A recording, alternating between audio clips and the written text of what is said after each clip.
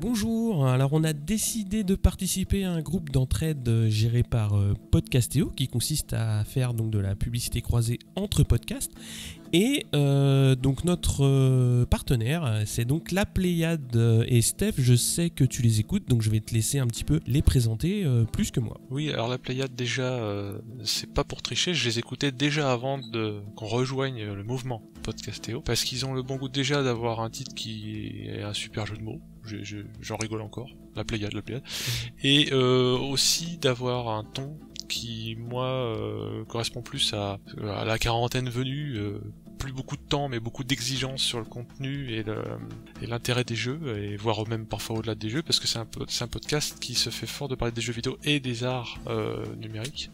Donc moi j'aime beaucoup ce qu'ils font.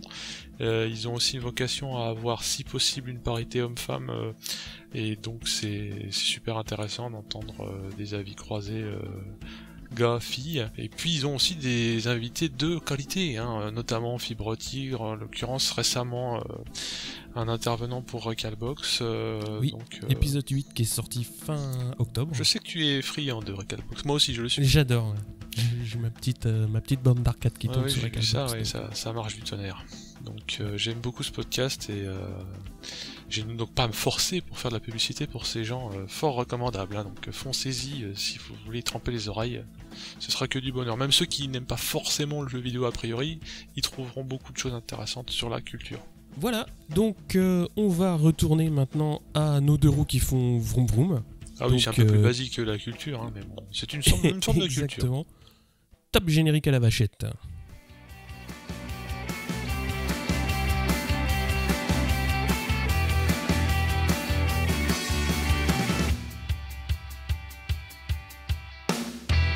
Salut à tous, on se retrouve pour le numéro 20 de C'est qui en pôle. Donc Steph, est-ce que tu es bien revenu ?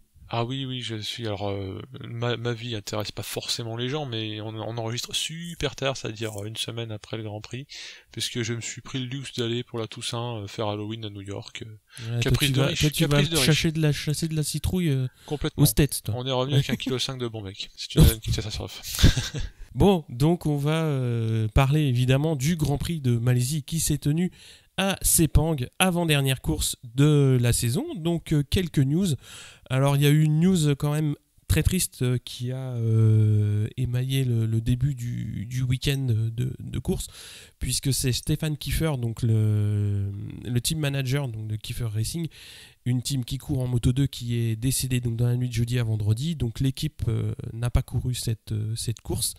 Et donc, pour rappel, c'est Dominique Egerter et Taran McKenzie qui sont au guidon des Kiefer Racing. Autre info, donc on avait Aleix Espargaro qui était absent suite à sa chute au Grand Prix d'Australie.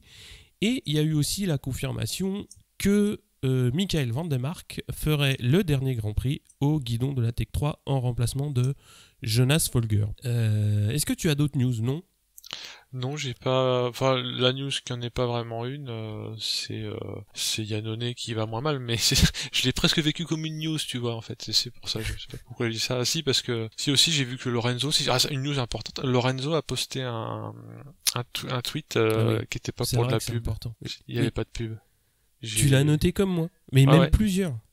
Et voire même il était à la Piscaille avec Biaggi, ils ont pris une photo en amoureux. Non, je t'assure. Donc non, c'est cool. Voilà. On rigole.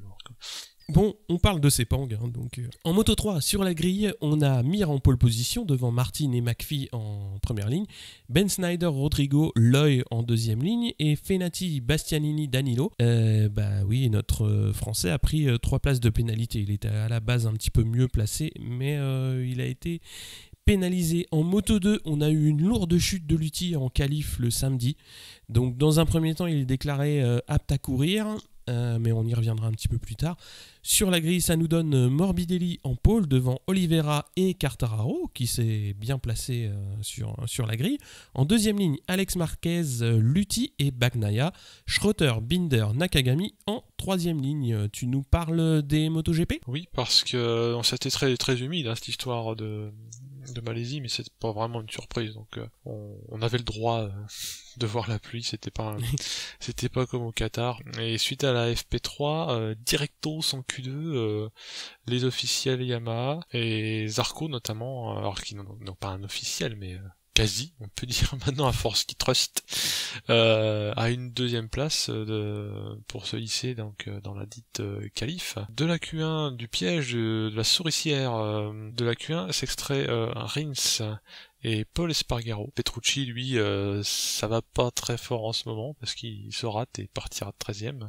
On verra que ça va pas être un super week-end pour lui. En Q2, alors Pedrosa, moi j'aurais pas mis un copec dessus parce qu'on n'arrêtait pas de dire qu'il piochait à beaucoup et qu'il n'arrivait pas à faire chauffer ses pneus. Là, visiblement, il a trouvé une formule où ça fonctionne bien. Donc Pedrosa en pôle, le gars.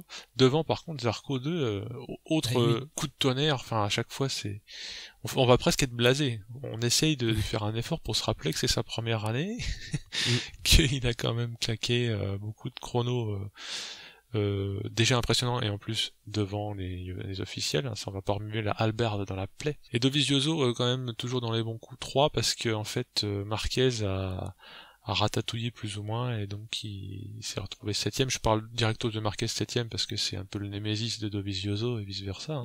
Mais Rossi et Vignales sont moins à la peine qu'ils ne le furent précédemment, donc ils sont 4 et 5. Devant Lorenzo qui fait 6, et aussi Lorenzo, on aurait tendance à oublier que fut un temps et il pleurait sous la pluie. Maintenant, la pluie, il a l'air de s'en foutre, voire même ça l'amuse. Lorenzo, une sorte de phénix, qui, y compris inifugé. Inifugé, j'entends un phénix hydrofugé, qui arrive à brûler même sous la pluie. Et il pleuvait pas en Q2, hein. Non, mais je parlais de globalement le week-end. D'accord.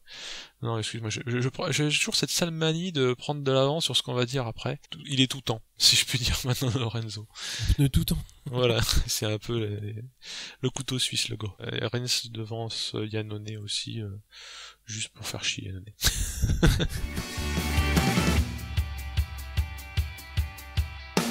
On passe aux courses, donc en Moto 3 ça part sur le sec avec Martin, McPhee, Ben Snyder et Mir qui partent bien.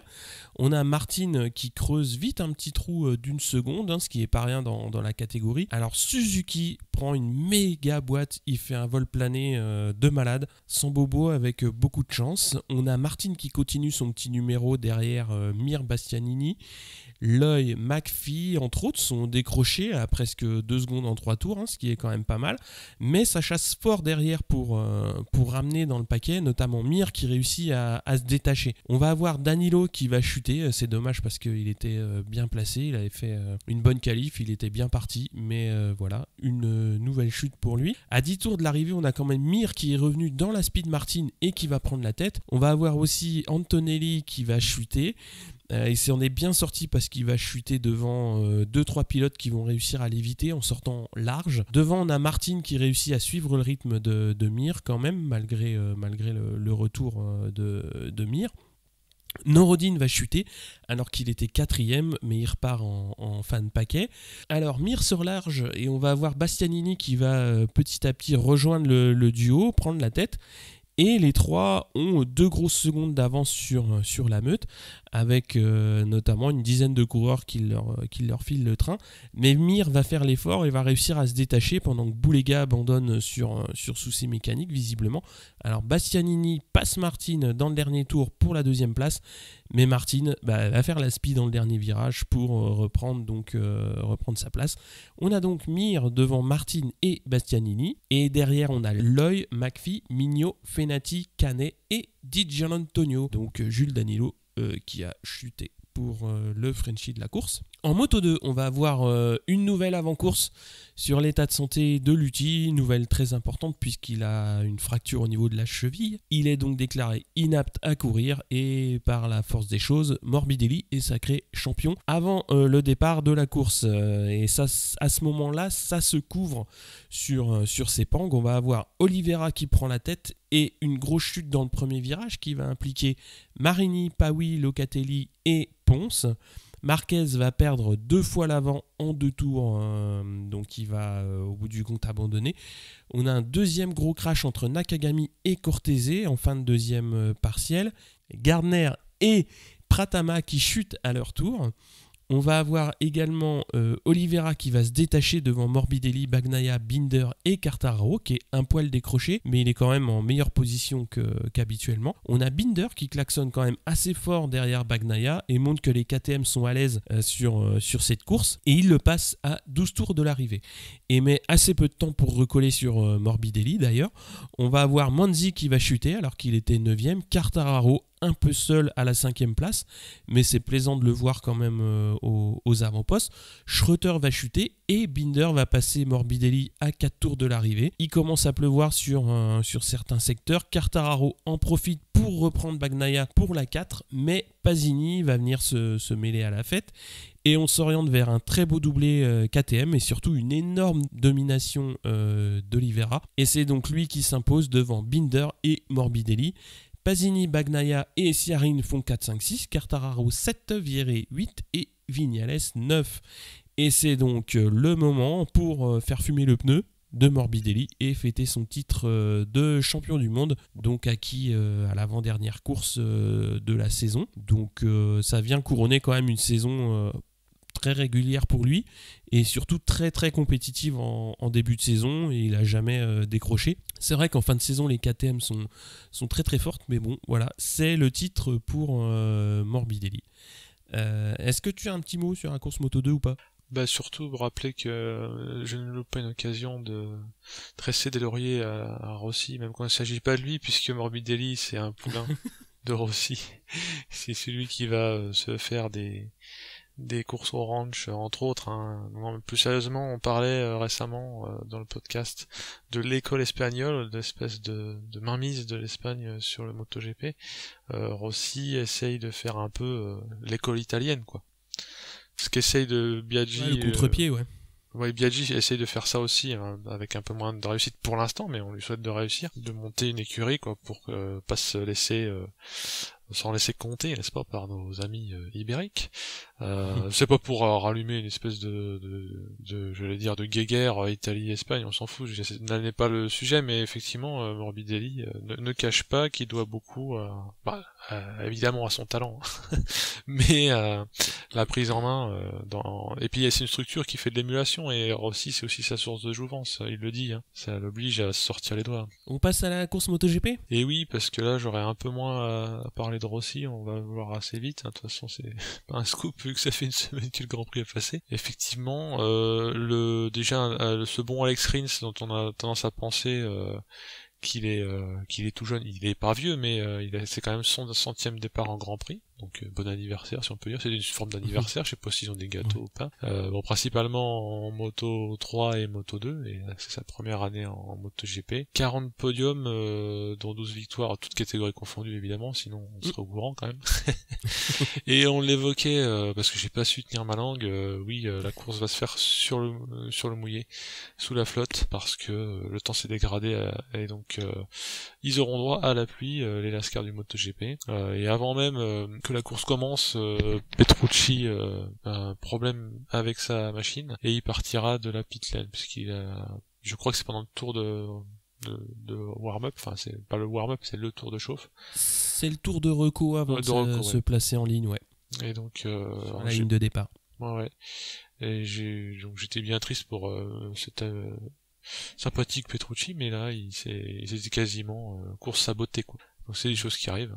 Heureusement que c'était pas un des ténors, sinon on aurait encore plus fait la gueule. Alors dans la série de la Horde Sauvage, hein, quand j'ai vu partir ça, alors je l'ai vu en rediff, hein, parce que j'ai pas pu le voir en direct, mais je me suis dit, ouais, il y a personne qui assure, si tu vois ce que je veux dire, parmi les deux qui risquent de tomber, qui risquent de perdre le titre en tombant, quasiment. Surtout Dovi, mais encore Marquez, il n'a pas non plus intérêt à tomber. Personne n'a trop retenu les chevaux, quoi. Hein. Tout le monde était au premier virage.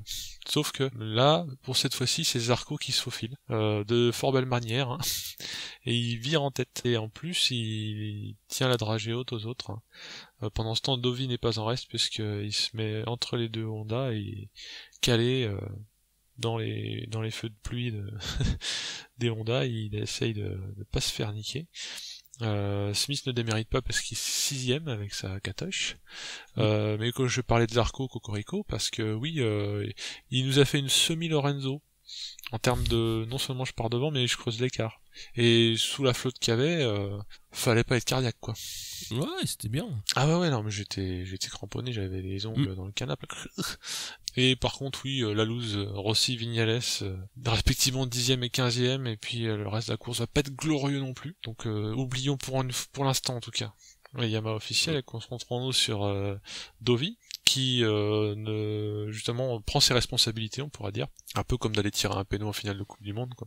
Il passe Marquez. Passer Marquez, c'est rarement simple, hein. Au 3e tour. Bon, il sort large, il se fait repasser tout de suite, mais il lui refait la même dans les virages suivants. Donc il arrive à sécher, si je puis dire, Marquez, parce qu'on verra après que c'était quand même propre. Dans un truc un peu moins propre, ce pauvre Sam Loves finira vraiment son année pas génialement. Bon, on espère qu'à Valence il y aura plus de réussite, mais il chute. Loves au tapis. Et Rins, il avait un bon coup à jouer, parce qu'il était 6ème dans le bon paquet, mais c'est la chute. Ben, dans la série, allons faire des châteaux de sable, Baz aussi, il était bien remonté de sa position de départ, et il se trouvait 7ème au moment où il est tombé. Mais bon, c'est pareil, hein. Tu connais ma passion légendaire pour les gens qui finissent sur leur roue. Bon, ce coup-ci, c'est pas été bon pour lui, c'est un peu les boules. C'est pareil, c'est une fin de saison qui est pas cool pour lui, malgré tous ses efforts. Ça, c'est parce qu'il a mis les pieds sur ses guidons, en fait. C'est la malédiction. Ceux qui suivent Twitter sauront. Ils comprendront. Pendant que je dis mes âneries, hein, si vous refaites le film, Zarco est toujours en train de tenir la dragée haute aux autres. Mais ce diable de Lorenzo qui maintenant fait fi de la pluie remonte quelque chose de bien. Donc pareil, là c'est un peu nail biting comme disent les Anglais. J'avais plus d'ongles après. Soit je les ai niqués dans le canapé, soit je les ai mangés. Les KTM ne déméritent pas parce que Espargaro est 7 et Smith 9ème. Et Rossi est un peu empêtré en fait entre ces deux lascars. Et ça se passe, ça se repasse, mais Rossi il ne fait pas la différence. Donc on sent bien qu'il a des gros problèmes de moto. Je vais pas pour rejeter tout sur la bécane. Il peut aussi ne pas être bon, mais bon. Il s'est plaint beaucoup après course de l'absence de motricité sur le mouillé. Tout en faisant des très très gros clins d'œil aux japonais du style alors qu'est-ce que vous foutez, quoi. C'était du style on avait des problèmes sur le mouillé, ça n'a pas été résolu. Trop petits points. Bon. Revenons à la piste. Ce satané Lorenzo passe Zarco. Et Deauville ne tarde pas à faire de même, parce que Zarco à un moment alors il s'était fait une chaleur, mais je crois pas que c'est à cette occasion-là qu'il s'est fait passer. C'est pendant qu'il suivait les deux Ducat après s'être fait doubler. Donc respectivement Lorenzo et Deauville le passent quasiment en même temps et de façon clean. Quant à Marquez, ça n'est pas pour me déplaire qu'il était décroché, non pas on va pas me taxer d'anti-Marquez, je n'aime pas quand il se fait siffler, j'aime pas quand on dit du mal juste pour dire du mal, mais c'est pour le championnat, puisque tu sais, quand tout le monde avait déjà sorti son simulateur papier, là. Alors, si machin fait ci et que l'autre fait ça, machin, bon, en gros, il fallait qu'il y ait un gros écart au classement, j'entends 1, 2, 3, 4, 5, 6, il fallait que Marquez finisse au moins 4, et que Dovizioso gagne, ce qui fut le cas, hein, spoiler alerte, pour que ça continue d'être jouable, voilà. Donc, que les places se vendent pour le dernier Grand Prix. Et donc ce bon Petrucci ne se laisse pas démonter parce qu'il remonte en chevauché fantastique 7ème, donc les Ducats marchent bien sur cette piste, hein, est-il besoin de le rappeler, puisqu'on en a deux en tête, les officiels et puis Petrucci qui fait aussi du beau spectacle. Rins se bourre une deuxième fois, alors il rentre au stand et se prend un Black Flag, ça j'ai pas trop compris, il a dû faire un truc en repartant qui était pas permis, ou je sais pas. Ouais, je pense qu'il est rentré dans le box, alors j'ai pas vu l'explication sur le bandeau de la direction de course, mais c'est possible que ce soit ça. Ok, d'accord. En tout cas, c'était pas une course pour lui. Dovi, on aurait pu craindre à un moment, j'ai cru que ça allait rester comme ça, mais il remonte sur Lorenzo régulièrement. Pendant ce temps, évidemment, tu te doutes que tout le monde, moi pas le dernier en tout cas, jasait en disant et alors qu'est-ce que va faire Lorenzo puisque est-ce que Lorenzo va faire l'équipier ou est-ce que Lorenzo va faire le pilote? Donc tout le monde a dit oui, il n'y a pas de consigne, mais Daligna a dit il n'y a pas de consigne parce que chacun sait ce qu'il a à faire. Donc en gros il y a des consignes parce que pour me faire dire qu'il n'y a pas de consigne. En gros tout le monde sait dans le box qu'il faut que ce soit Dovi qui gratte les points. Donc effectivement dans ce sens-là il n'y a pas besoin d'avoir de consigne. Avec la fameuse mapping 8 hein, que tu as entendu de la bouche de tous les commentateurs j'imagine aussi.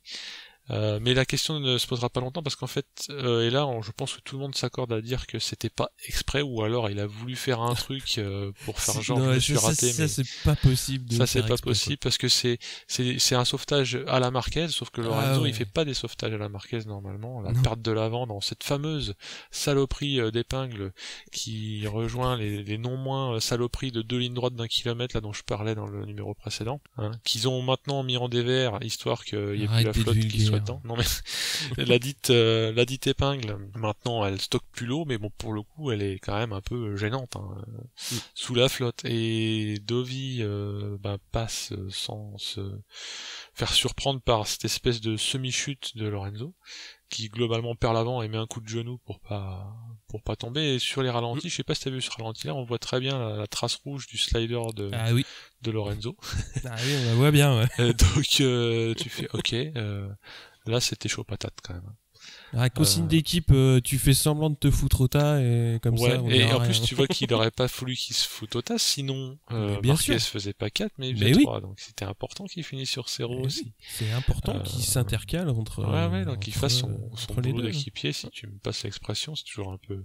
Ça fait dégradant. Moi, je trouve pas ça dégradant, mais bon, on sait que Lorenzo ne goûte pas forcément la situation où il est obligé de faire l'équipier. On se rappelle de Yamaha. Petrucci, ce diable de Petrucci finit devant Rossi, puisqu'il fait 6 et Rossi fait 7. Donc le résultat final, c'est quand même, parce que on a parlé de ça, mais ce drame là qui se jouait devant, qu'est-ce qui s'était en 3e position pour aussi faire perdre des points à Marquez?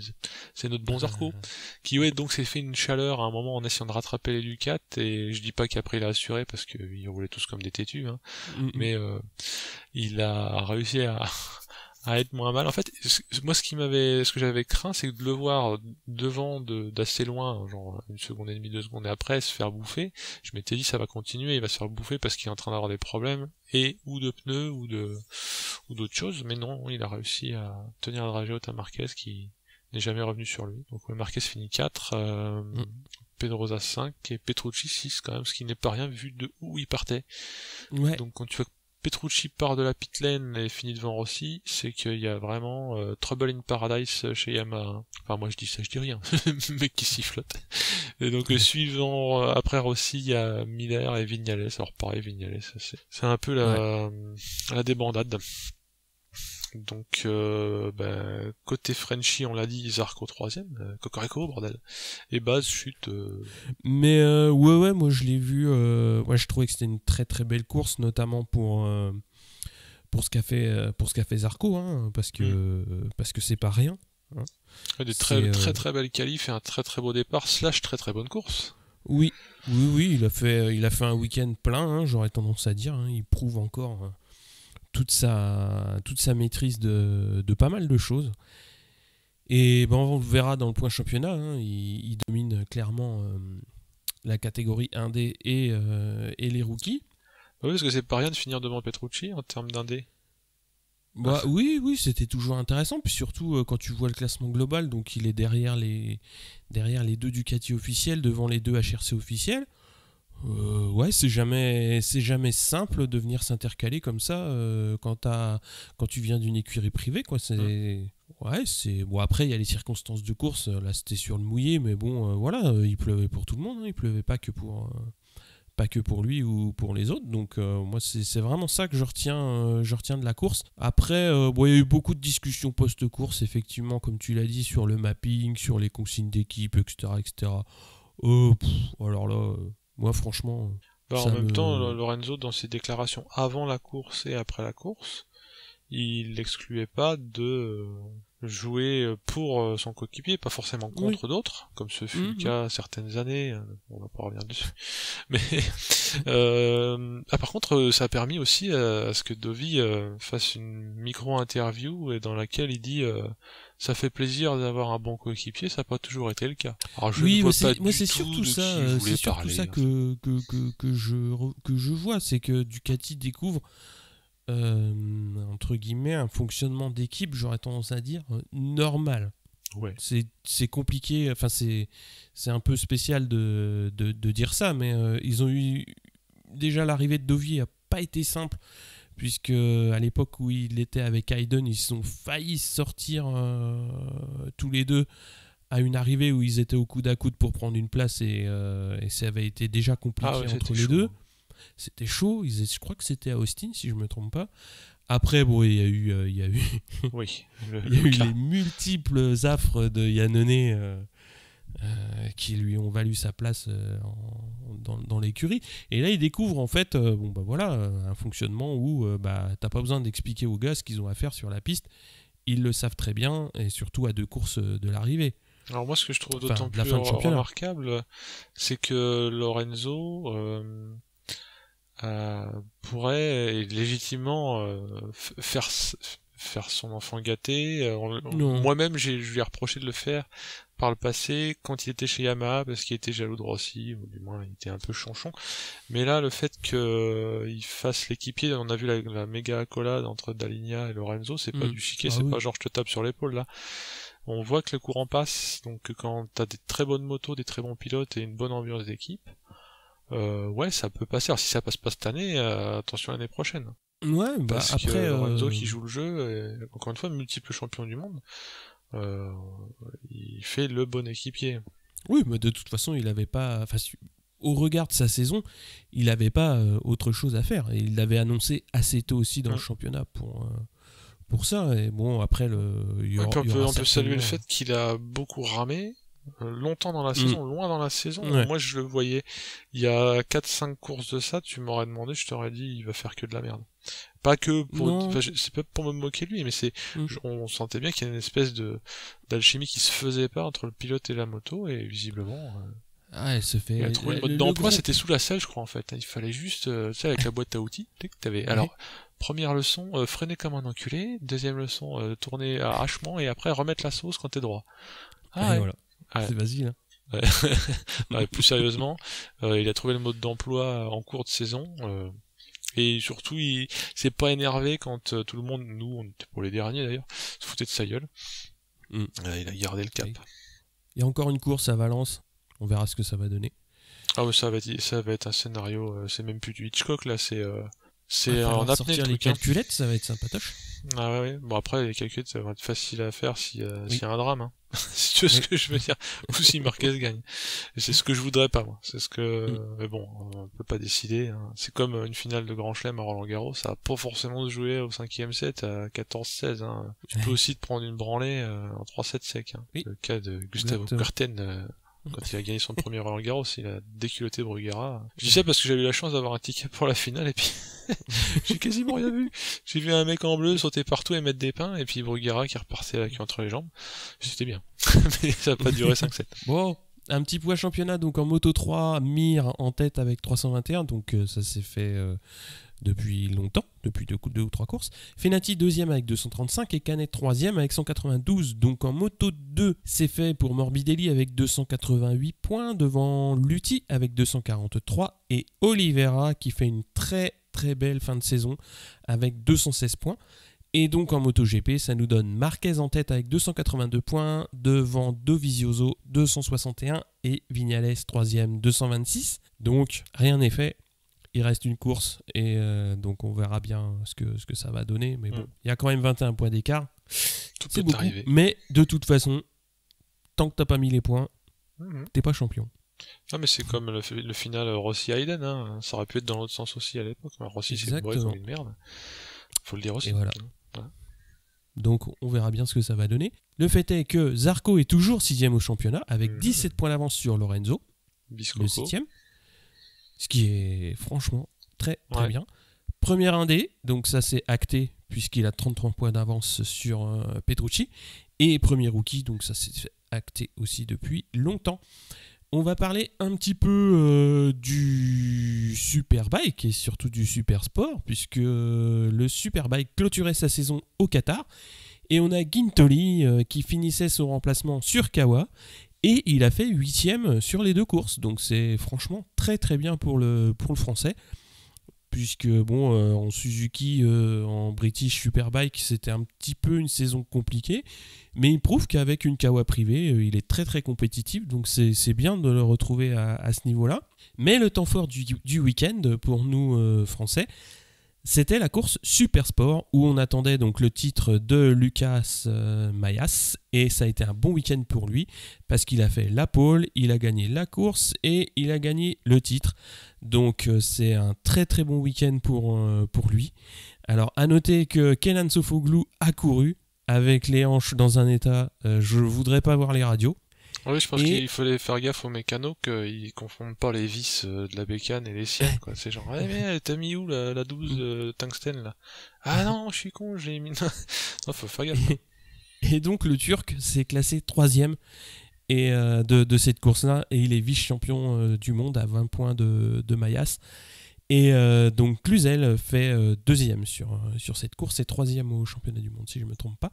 Mais si on parle de Superbike, il y a eu la chaleur ultime de Chas Davis, il me semble que c'est lui qui s'est fait une espèce de truc, le The Save of the Year. Il y a eu, je sais pas si t'as vu passer le tweet, mais il y a la vidéo qui est passée.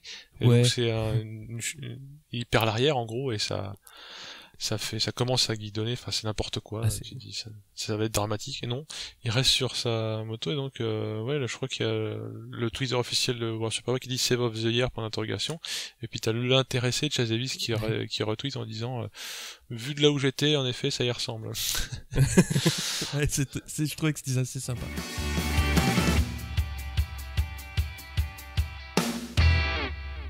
On en parlait, prochain Grand Prix, le dernier de la saison. Valence, le 12 novembre. Je dis aïe pas à cause de Valence, mais pour l'ambiance.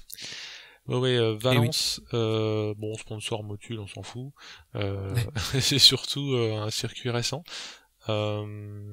puisqu'il date de 99 et dès sa première année, il a accueilli le MotoGP. Il s'appelle le circuit Ricardo Tormo. Parce que les speakers ont toujours besoin d'avoir 2 ou 3 façons d'appeler un événement pour pas trop se répéter. Hein. Donc là, voilà, c'est le circuit Ricardo Tormo, du nom d'un pilote de la région de Valence, qui est décédé en 98. Alors, pas décédé sur la route ou sur le circuit, il est décédé d'une maladie, hein, mais il a été 2 fois champion du monde. Alors, quand on dit ça, ça peut impressionner, mais en fait, je respecte sa postérité, mais c'était en 50 cm3.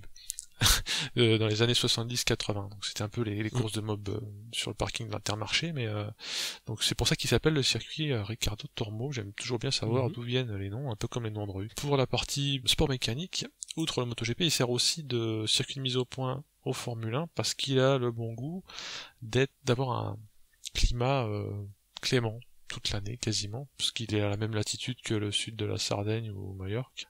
D'autres personnes viennent de Majorque, comme Lorenzo par exemple, donc c'est de la triche. Non, je plaisante, mais j'avais tendance à ranter déjà en début d'année en disant il y a que des GP en Espagne, mais bon, ça s'explique. Hein. Je veux pas faire les Illuminati, mais la Dorna c'est espagnol. Puis il y a surtout une grosse culture course moto en Espagne. Hein. Ça c'est plutôt ça qui est vrai en fait que mes élucubrations. Hein. Non, clairement, j'aime bien faire du mauvais esprit, mais je crois que je suis démasqué depuis le temps, je crois que ça se voit que je fais exprès de faire mon petit vieux du Muppet. Je recitais quand même les circuits qu'il y a en Espagne, il y a Jerez, donc tout au sud, près de Gibraltar, donc là tu m'étonnes qu'il fait beau, puisque t'es au niveau de l'Afrique. Barcelone, alors est-ce que va prendre son indépendance? Est-ce que le circuit lui-même va faire sécession de la Catalogne et devenir indépendant? Alors, petite vanne de merde, excusez-moi. On suit l'actualité, on est pointu, monsieur. Hein. Aragon et donc Valence qui vient clôturer la saison. La piste est petite, entre guillemets, parce qu'elle fait plutôt 4 que 5 km, elle fait quasiment 4 tourons, avec une petite ligne droite à 800 et quelques mètres. Mais on a vu que les Ducati, maintenant, elles s'en foutent, elles sont bonnes partout. C'est une question de réglage, hein. Tu changes, t'appuies sur un bouton, ça marche. C'est peut-être un peu plus compliqué que ça, mais en gros ça marche. Et si on accepte cette petite ligne droite, c'est blindé de virages qui font plaisir, à savoir et que je te mets de l'épingle, et que je te mets du semi-rapide, et que je te mets du... En fait c'est un circuit fun quoi. C'est varié. Un peu karting sur les bords quand même. Une fois que t'as fini et la ligne droite et les courbes rapides, c'est un peu le circuit de karting, pardon. Et dans la série, qu'est-ce qui s'est passé pendant l'ère Rossi, hein, le précambrien, Carbone 14, tout ça, depuis 97. Le recordman des victoires, c'est Lorenzo. Alors, est-ce que ça va lui porter bonheur? En gros, on a vu, lors de cette saison, que ça voulait strictement rien dire, le nombre de victoires sur la piste. Mais ça permet aussi de faire un peu d'histoire. Donc, Lorenzo a gagné 4 fois, Pedrosa 3, donc on a quand même les Ibériques qui sont à la fête. Stoner, parce que quand même, c'est Stoner, merde, il en a gagné 2. Rossi 2. parce que quand même. Alors, dans la série moins connue, tu as Melandri, qui en a gagné une fois, et Marquez une fois aussi, en 2014.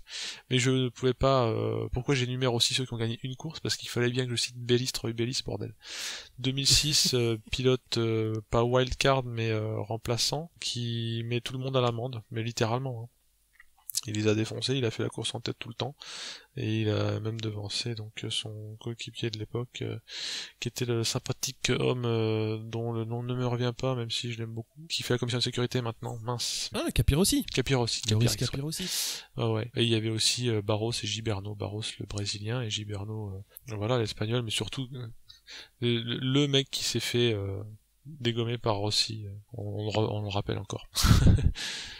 Donc voilà pour j'ai pas de fun fact, j'ai cherché des trucs marrants à part que c'est le dernier de la saison. Voilà, donc on va se retrouver je pense assez vite pour débriefer de Valence et puis on saura bien qui sera champion du monde à ce moment-là. Ouais, on croise les doigts. Tu croises les doigts toi? Bah il ne fait pas de mystère que je suis plutôt pour Dovi. Enfin bon. T'es plutôt pour Dovi ou contre Marquez? Ah non, honnêtement, j'arrête les âneries, encore une fois, j'enjoins les gens à ne pas siffler Marquez et à pas le pourrir, juste pour le pourrir, mais Dovi pour la belle histoire, et puis parce que l'écurie Ducati est méritante, puisqu'ils ont été au top avec Stoner, et ils sont redescendus chercher les endives à la cave, et là ils remontent en mode en reptation comme ça. Ouais. Non, j'admire beaucoup. Non, je suis, quand bien même ce ne serait pas versus Marquez, non seulement c'est un Italien, c'est Dovi, il est sympa, et c'est Ducati, donc Forza Dovi quoi. Allez, bon, ciao, salut à tous. Ciao.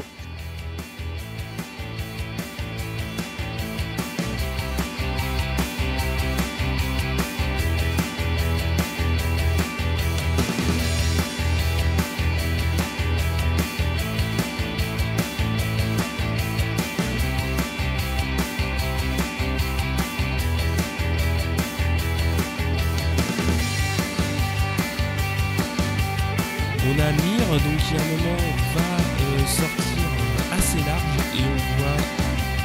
Qu'est-ce que... Prêteur, c'est quoi? Je ne sais pas qui est cette personne. Qu'est-ce que j'y veux? C'est pas un mauvais copier-coller par hasard. Non, Bastianini. C'est... Ah, il y a Bastianini, mais après... Oui. Putain. C'est un Bastianini qui serait allé faire un tour en Inde ou ouais, c'est à ça. Madagascar. Non, c'est Bastianini.